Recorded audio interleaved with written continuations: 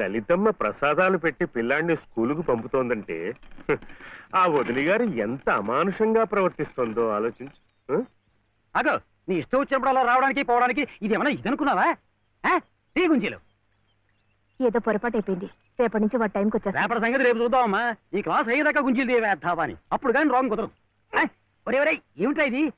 మీరు క్లాస్ అయ్యేదాకా తీ గుంజలు తీయండి. వాడికి నాకు సామ్యం ఏమిట్రా? వాడు తప్పు చేశాడు, తీయొద్దు. మీరు తప్పు చేశారు. నేనేం చేశాను? వాడు ఎందుకు ఆలస్యంగా వచ్చాడో తెలుసుకోకుండా తీగుంజలు తీయమనడం తప్పు కదా. రే ఎందుకు ఆలస్యమైంది? నువ్వు తీయొద్దు. ఏమ్మా ఎందుకు ఆలస్యమైంది? వాళ్ళ వదిన బాగా చూసుకోపోతే గుడికి నిజమే కదా, గుడికి తీసుకెళ్లి ప్రసాదం పెట్టి తీసుకొస్తోంది పాపం. అన్ని మెట్లు ఎక్కి దిగాలంటే ఆలస్యం అవుదా? అవుతుంది. ఆ సంగతి చెప్పొచ్చు కదమ్మా. అంతే, ఆపు ఆపు. మాస్టారు, రేపటి నుంచి గుడిలో ప్రసాదం అయిన తర్వాత వీడు వస్తుండగా చూసి బెల్లు కొట్టండి. అట్టాగే లేరా. వెళ్ళు వెళ్ళు. నీ పేరేమిట్రా? బాలసుబ్రహ్మణ్యం. బాలసుబ్రహ్మణ్యం.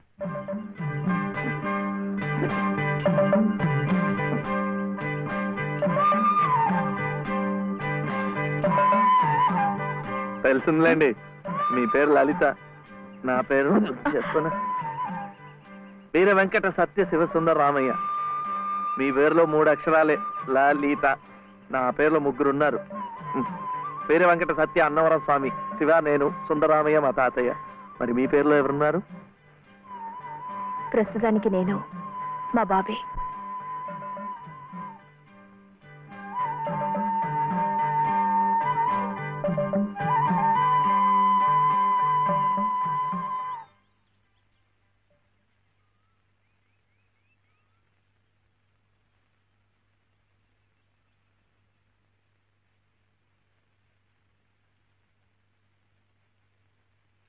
ఇలా సహాయం చేస్తే పుణ్యం, కానీ మొగాళ్ళు మాత్రమే చేయాలి.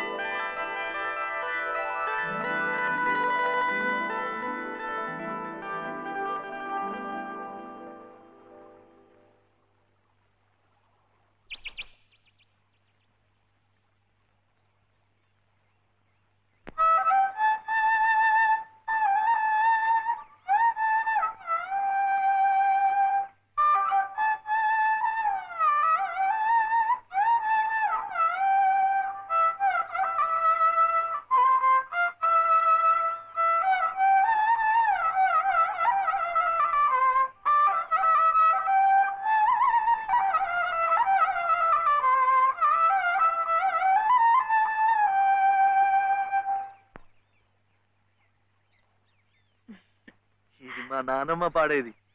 ఏమిటి చెప్పండి? శివుడవో